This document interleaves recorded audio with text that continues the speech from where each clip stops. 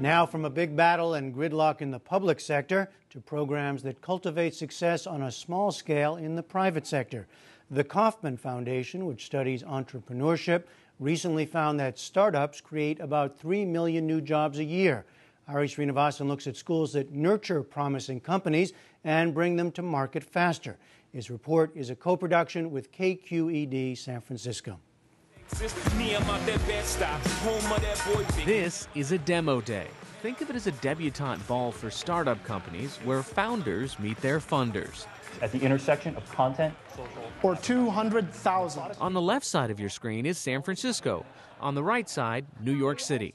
On the same day, on both coasts, a handful of entrepreneurs were trying to impress deep-pocketed investors in the audience and sell them on the idea that they were the next big thing. At Order Inn, we are bringing about the most fundamental change to the restaurant industry since franchising in the 1950s. We want to enable anyone, anywhere to sell online on any platform with ease and simplicity and elegance. If this were a typical group of startups, the odds against their survival would be very long. Most startups fail, and most investors are left holding the bag. However, these companies have already been marked for success because they've survived a kind of startup school known as a startup accelerator. That's it, right? And that's all I need? Yeah. Accelerators are usually started by investors who want to mentor and profit from the next wave of internet companies. They're called accelerators in part because they try to shorten from 1 year to 3 months the time it takes a new business to learn its fundamentals. This 10-week-long program in San Francisco is called AngelPad. It was started by a group of ex-Google employees. When I walked through, I met a range of startups, including LendFriend, a site that helps friends lend money to one another. Co-founder Gino Moschetti. Research estimates that loans between people who know each other in the United States is about $75 billion. We want a very sizable chunk of that market. So I'm simply just going to open the app. And another startup that helps you cut in line at restaurants. Evan Maddow co-founded TapViva. So what am I looking at here? So what we do is we facilitate mobile ordering and advanced point of sale for restaurants, cafes, and food trucks. So you have your phone in your pocket, your smartphone, your iPhone, your Android device. You order ahead, you skip the line, you don't have to wait in line. And the order shows up on an iPad that's in a restaurant in the kitchen in the back, and your food is prepared and you don't have to wait. These 15 companies were whittled down from 2,000 applications for AngelPad's approval, which makes getting into an Ivy League school look easy. It also brings with it a certain cachet. Thomas Corta is the founder and managing partner of AngelPad. So we'll look really for three things. Number one is we'll look for an amazing team, people that have a deep understanding of the problem that they're trying to solve. We're looking for technical people that can actually build and solve that problem by using technology. And the third one is we'll look for founders and teams that show leadership, that can build interesting companies. If we're just comparing paper and AngelPad staff members advise the startups on everything from products and design to customers and fundraising. If one of our lawyers comes in to explain how the funding process works or what these legal documents look like, he can do that once instead of 15 times individually.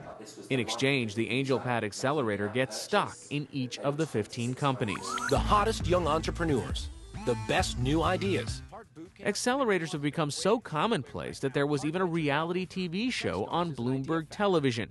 It's a super red flag. There's just a limit to how big it can be. It highlighted the trials and tribulations of a batch of startups going through 3 months of the Techstars Accelerator program in New York. This is Techstars. Techstars has been around for 6 years. The program sifts through 3,000 applications to launch 50 companies a year in Boston, Seattle, New York, and Boulder, Colorado. David Cohen is a founder and says the key to getting accepted is not just having a great idea. Someone might come in with the greatest idea in the world. That's the last thing we look at. It doesn't matter that much to us. We know that about half of the companies that go through Techstars are going to pivot, meaning they're going to change the business that they're going after. That's incredibly common, not just in this context, but in startups in general. So really, you're looking for people that have the right skills and the right passion, the motivations to do a great job, that are going to be respectful of the data and are going to make the changes they have to make to be successful.